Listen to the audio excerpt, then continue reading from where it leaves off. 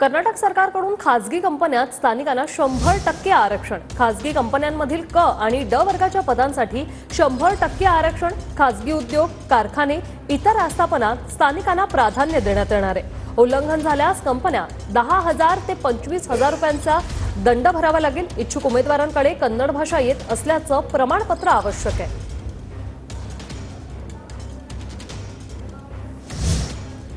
तर कर्नाटकात खासगी नोकऱ्यांमध्ये स्थानिकांना 100% आरक्षण। कर्नाटकात खासगी कंपन्यांमधील क आणि ड वर्गाच्या पदांसाठी स्थानिकांना 100% आरक्षण। खासगी उद्योग, कारखाने किंवा इतर आस्थापनांमध्ये स्थानिकांना प्राधान्य।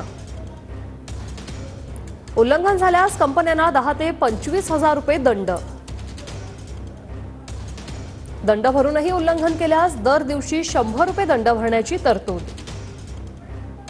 नोकरीसाठी इच्छुक उमेदवारांकडे कन्नड भाषा अवगत असल्याचं प्रमाणपत्र गरजेचं।